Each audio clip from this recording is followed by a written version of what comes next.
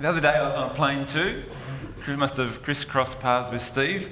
And this, when I got on, sat down, pulled out my phone as you do, because it's always like 15 or 20 minutes before you take off. This came up.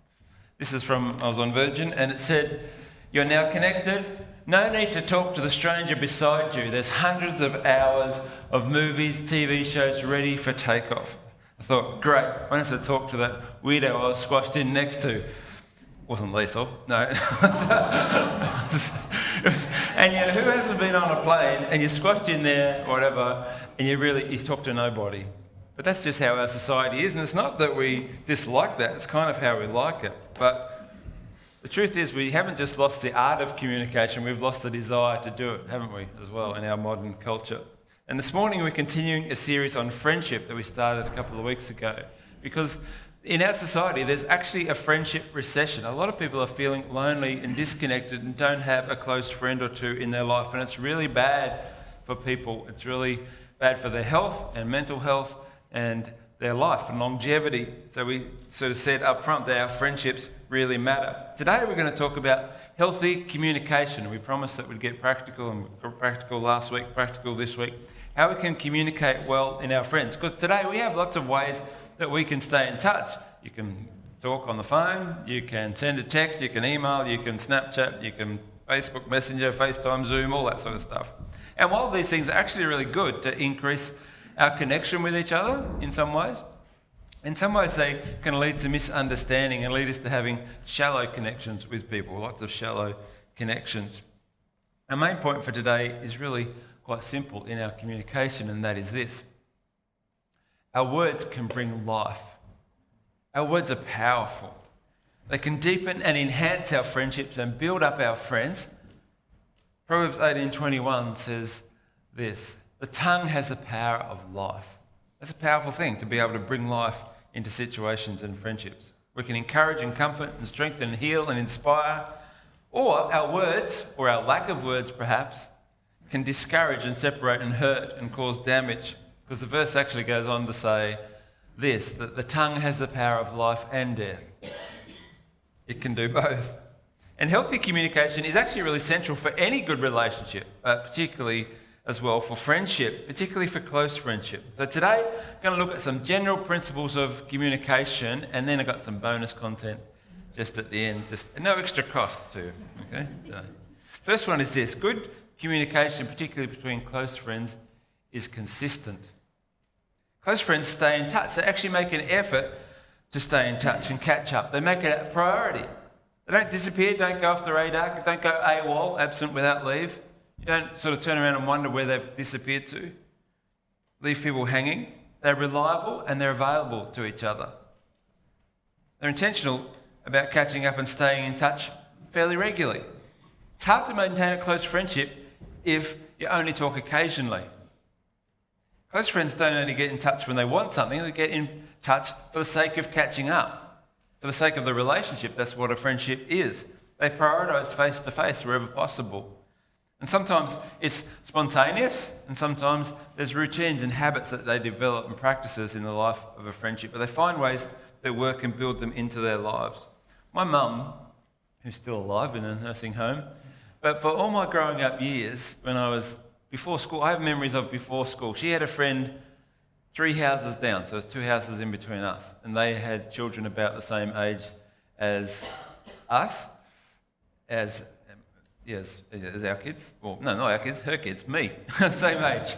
But anyway, they became friends and what would happen is every morning, weekday morning, about 9 o'clock after other older kids had gone to school, that lady, Ailey, would come along to my place, and with her son, Raymond, and the younger daughter later, and they would have a cup of tea. We'd watch Play School and eat Kraft cheese out of an alfoil packet, remember that?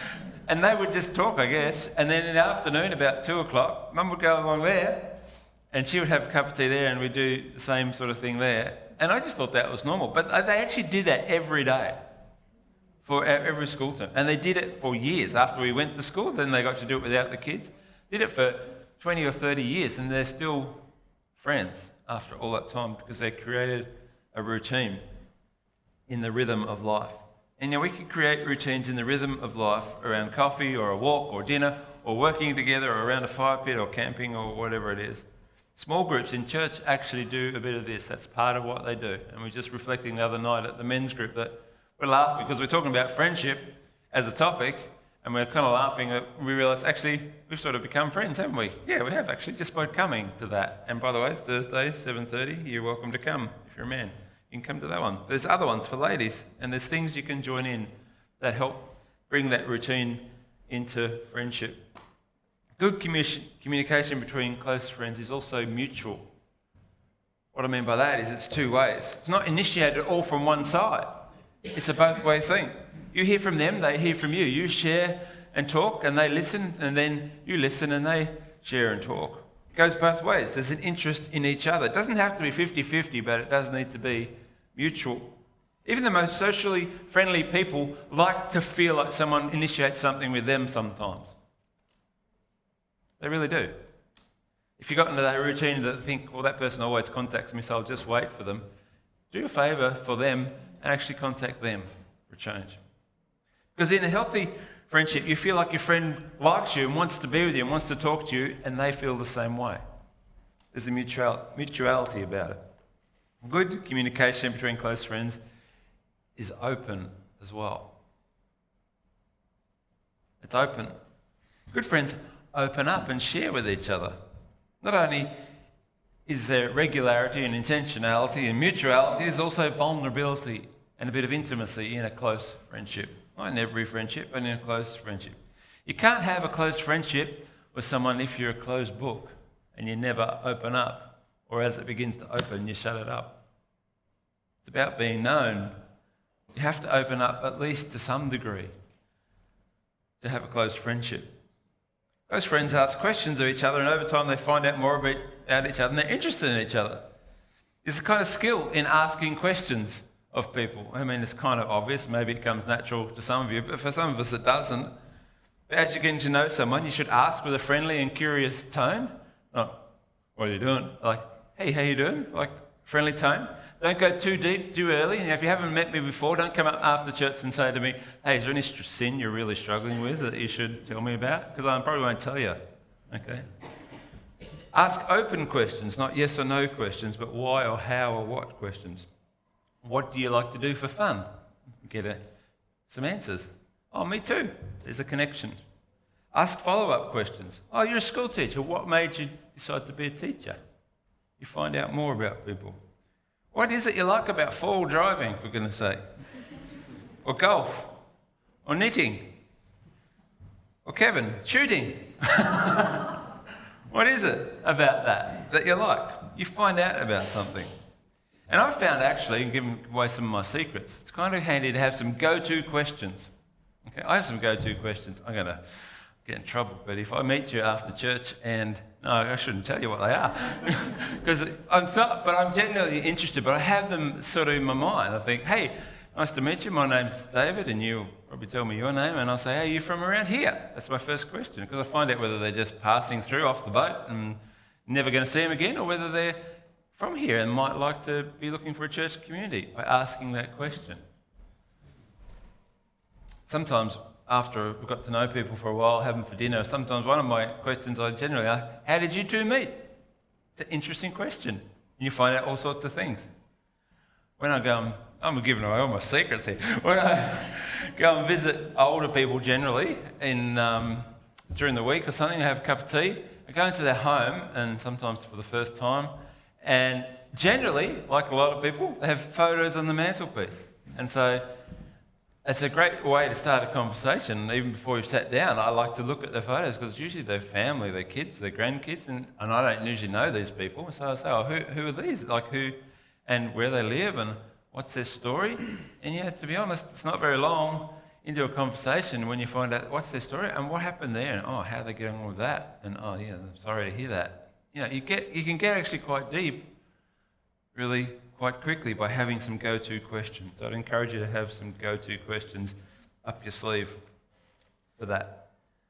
Being interested in each other, asking questions opens people up, opens each other up to get below the surface. Proverbs 20 verse 5 says, The purposes of a person's heart are deep waters, but the one who has insight draws them out.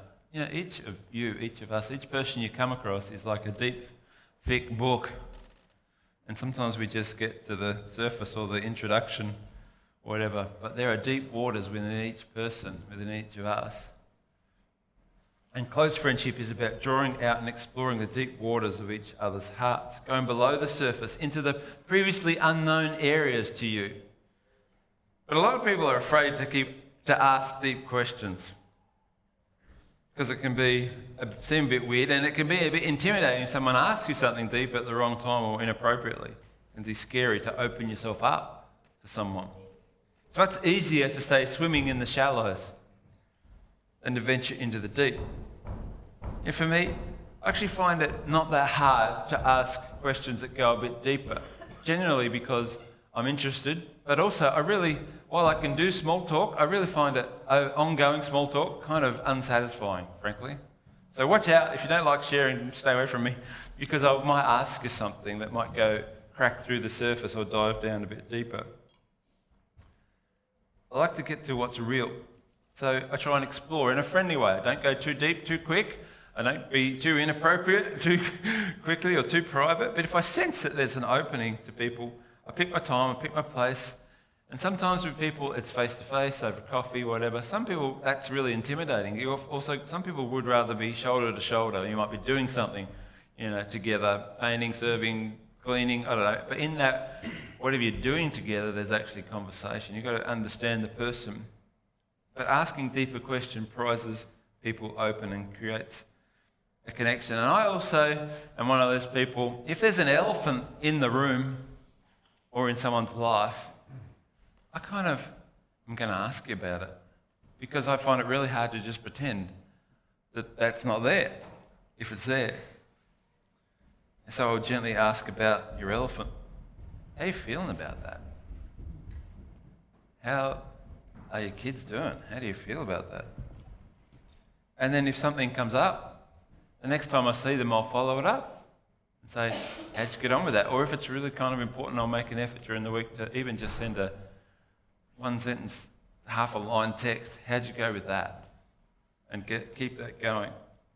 And what I've found staggering is that most people are waiting, longing to share. It's kind of like, I'm not much of a mechanic, in case you didn't know. But I do know that the radiator can overheat and bubble and whatever. And so it's kind of, what I've found is that it's actually like sometimes undoing that thing and seeing what's bubbling under there that you didn't know. And people are wanting. And so many people have said to me, you know what, when I've probed a bit deeper, thank you for that. No one else has asked me that. No one else has asked me that. And the bonus is you find deeper connection with people when you find some friends for yourself as well.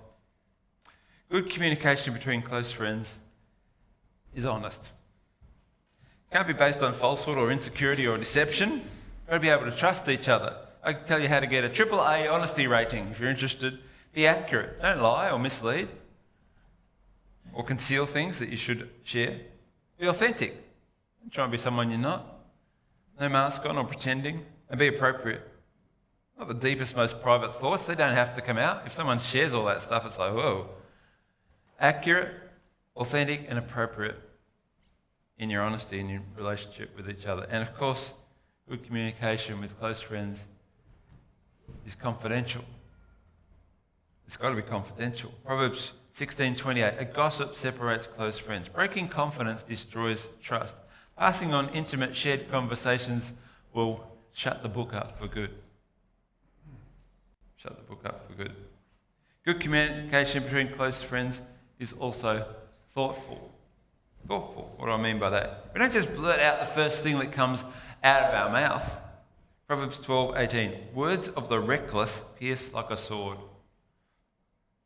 I found this thing from Nicky Gumbel. I'm not sure that he made it up. It was on Instagram or something like that. And I came across it and thought, oh, that's actually good. That's what we need in my life, in my house. So I printed it out, stuck it on our fridge, didn't do anything. But I thought it was good. It was just this. Before you speak, think. Is it true? Is it helpful? Is it inspiring? Is it necessary? Is it kind? Well, that's good. I took it down off the fridge as it wasn't really doing anything. But anyway, Proverbs 15:23. There is joy in an apt reply. Apt, suitable, a right reply. How good is a timely and thoughtful word. Before we speak, we think. Good communication between close friends is clear. It's clear. Frankly, all good communication is clear. If you don't understand it or misunderstand, it's not going to go well. But clear communication helps foster a healthy friendship. So we don't be vague or confusing or cryptic. And being clear builds trust with people, makes friendship easier. And good communication between close friends is loving. This is really just a catch-all phrase to talk about so many things. It's not demanding or pushy. It's actually seeking and wanting the best for the other person. So it listens. Proverbs 18:13. To answer before listening is folly and shame. There's a skill and the discipline to listening, isn't there? Because so often we're trying to think about, while the person's talking, we're trying to think about how we're going to respond to it. Or a smart thought comes into our head, so we really want to butt in and say that thing. Or we're thinking of what else we've got to do and how we could get away or whatever. But it's really important that we let people finish, unless they're really dribbling on, whatever. But let people finish and listen before we speak. James 1, verse something or other, says, be quick to listen, slow to speak. Quick to listen, slow to speak. And this is one of my favourites. I quoted it to someone the other day. Proverbs 17:28. Even fools are thought wise if they keep their mouth shut. You can seem like a wise man just by going, even if you've got no idea what's going on. I remember watching an interview with a guy in America a pastor who for years was kind of one of those well-known pastors. And in his early 50s, he got motor neurone disease, the same thing that was Neil Danaher and other has that was on the TV the other day. And rocked his world, obviously, and his world changed completely. And he had a lot of questions. He went from being very confident about who God was and all that sort of thing to have lots of questions, like, what's going on, God? What are you doing? And all that. And he really struggled with that. And, people would come and they'd quote verses and they'd pray for him and do all sorts of things. And it wasn't really that helpful. But he said, one of the things what he said was, if you want to know how to communicate or how to support someone in that sort of situation, most of the time this is the best thing to do. Show up and shut up. Show up and just shut up. Just be there with me, because we can communicate in the silence and in listening and by our presence. Show up and sit there. It's loving. Good communication listens and shows up. It builds up. Carl read to us from Ephesians 4:29, which says this: do not let any unwholesome talk come out of your mouth, but only what is helpful for building others up. That's a challenge to put that into practice. I was listening to a podcast on communication this week just to get some ideas, and these experts said, if you want to change your communication, try this. Try a 24-hour sort of fast, if you like. You might do it with food or you might do it with something else, but do it with your words. And they said, so for 24 hours, be very conscious of, say nothing negative, no complaining, no putting anyone else down, no talking about someone behind their back, no butting in on anyone, no sharing your opinion unless someone asks for it, no toxic stuff for 24 hours. See if you can do that and see how different your day goes, or see how hard that is to do. Thought it was interesting. I might try it one day soon. Good communication encourages, loving communication encourages. Encourage one another, spur one another on, Paul said. Encourage means to give courage to someone by your words. It's a powerful thing that you can do for your friends. Encouraging them and bringing courage into their life. Love is kind. Loving communication is kind. Proverbs 12:25. Anxiety weighs down the heart, but a kind word cheers it up. You cheer someone's heart up. Loving communication is gracious. Proverbs 16:24. Gracious words are like honeycomb. I was going to bring in some honeycomb because it's good. Well, like crumble was all I could think of, really. Gracious words are like honeycomb, sweet to the soul, healing to the bones. We shouldn't actually discount the healing power of gracious words. physically for healing and mental health, but they actually can bring healing into people's lives because so much of our health is interconnected. We said at the start, if you weren't here, I'll give you a quick recap, that actually being lonely and not having a close friend or two and being isolated is as bad for your not mental health but physical health as 2 packs of cigarette per day. It increases your chance of premature death by 60% from the average. Okay, just the physical effects of loneliness and isolation. So our words can bring healing power to us. And our words, loving words, are sometimes courageous. Sometimes a close friend has to say something hard because no one else will. Proverbs 27 verse 6, faithful are the wounds of a friend. It takes great sensitivity, but it's not loving to withhold something that your friend needs because you're seeking and wanting the best for that person. And you can't determine how it might be received, but not sharing it is not loving. You've got to pick the right time and the right place and all that sort of thing and do it the right way. But brushing over things isn't a loving thing to do. Yeah, our words can bring life to our friends and our friendships. They're powerful. They can deepen our relationships, enhance people's lives, bring healing to people. And healthy communication is consistent and open and mutual and honest and confidential and thoughtful and clear and loving. And we can do that. Well, just quickly, it's bonus time. They're excited for that. So I just want to talk for a couple of minutes about communicating via technology, because we do that a lot, okay? Text, email, Facebook Messenger, Snapchat, if you call it. I guess it's... Joe Hayes has been snapping me. It's been fun. From Germany. But when you communicate via technology, you lose context. You don't sense the tone necessarily, and there's no body language signal, so it increases the chances of being misunderstood. So I got a 5-point checklist, and they all start with C. I'd even twisted the words, which I hate doing, so they all would start with C. First of all, first one is this. Have you considered, before you send your message, does it actually really need saying? Is this even the right format to say this thing?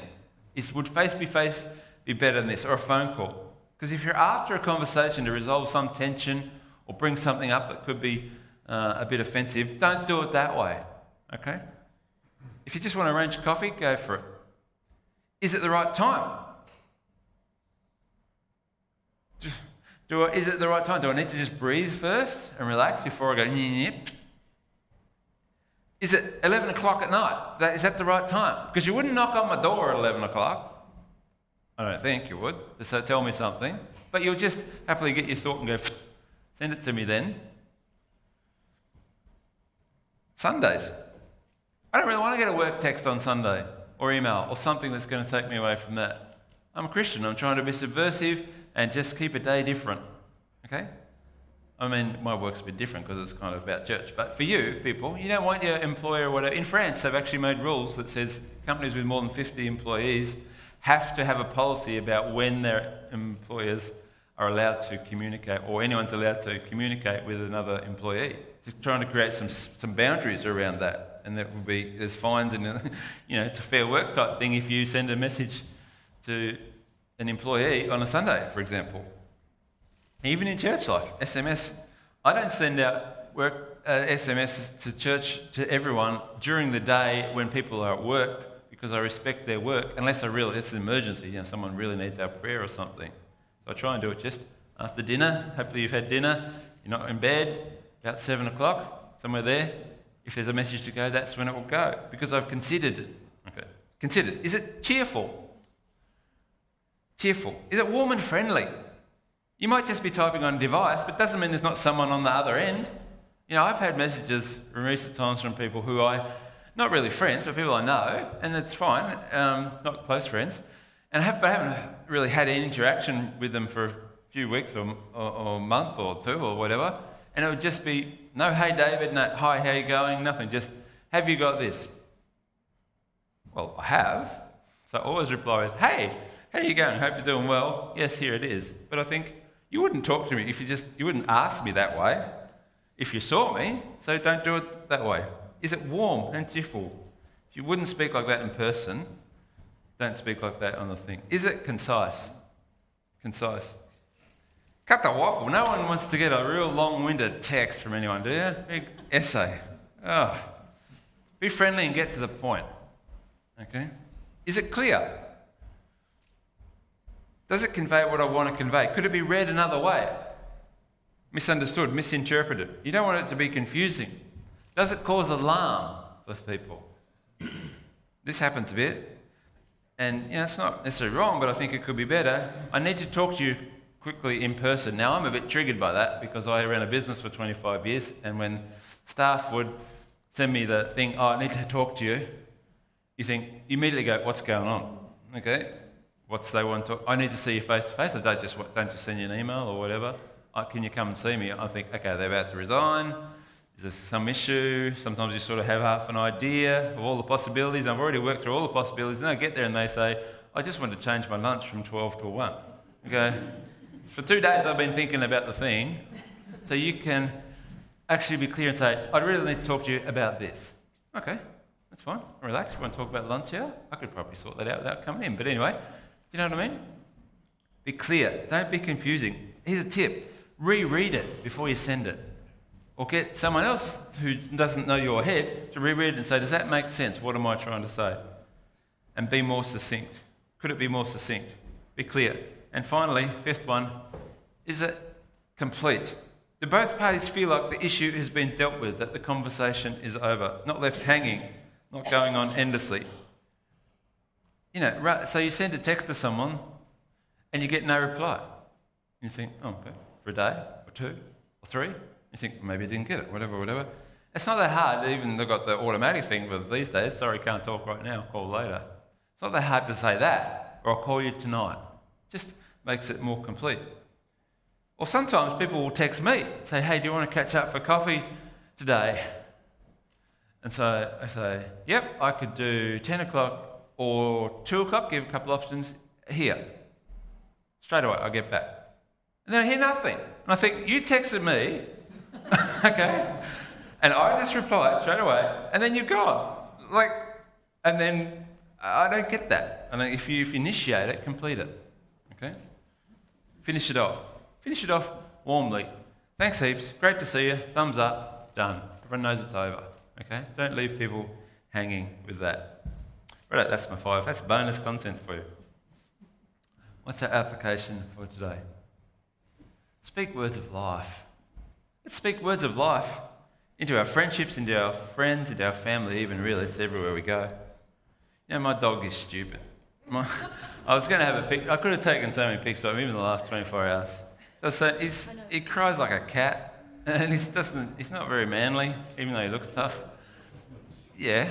But one of the things he does, we feed him, but he wants. It doesn't matter how much you feed him, he wants whatever you've got. Okay. So if you're sitting at the bench or the table and you're eating, he'll just come sit at your feet with his biggest brown eyes out, and he'll just give you his most beautiful look, and he'll just and he's basically saying, throw me something. Give me anything. A crust. He's just hanging out for something.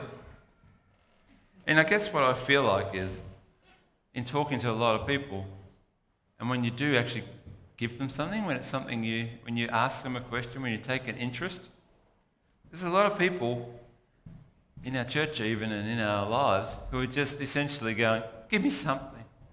I just need a word. I just need some encouragement. Someone take an interest in me. People are actually crying out for validation. Just give me something. Some contact can actually go a long way, and it's really powerful. If it was medicine, our words could bring life and healing. If it was medicine and we had it, an abundant amount of it, wouldn't we dispense it? And yet we withhold our words. They have such power to change people. So this week's task is to pay attention to your communication. Oh, someone got a message. This week's task is to pay attention to communication, concentrating on speaking words of life to people. And maybe you need to do the 24-hour fast thing. I'm tempted to do it because I recognise some of that negativity and stuff in my own life. Jesus was called the Word. Jesus spoke, it says, and when he spoke, the people were amazed because he spoke as one who had authority. And one time he asked the disciples who they thought he was. And Peter said, "You are the Christ, the Son of the living God."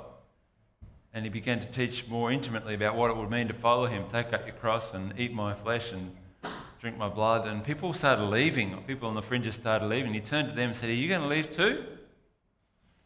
And Peter again said, "Lord, where would we go? You have the words of eternal life. You have them." Jesus has them. And Jesus still speaks words of eternal life to us if we listen to him. Sometimes we're like the Virgin flight with our relationship with Jesus. No need to talk to him. I've got thousands of hours of things to do to distract me.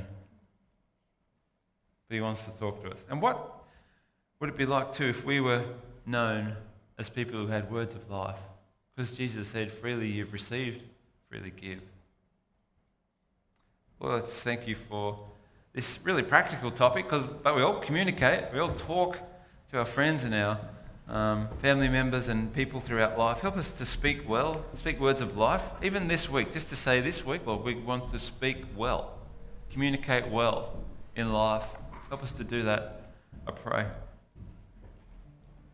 Help us to be known for our words of life, to be consistent. Maybe there's a friend that we haven't been in touch with. Maybe we just always wait for them. Help us to be mutual and initiate. And Lord, maybe help us to be brave enough to open up ourselves or to ask opening questions. And I pray for people who are just scared to be open. I just pray you would just encourage them, give them the courage to be open towards others in appropriate ways. And if you just want to say, "Jesus, I want to speak words of life. I want to be life-bringing," just say that to him.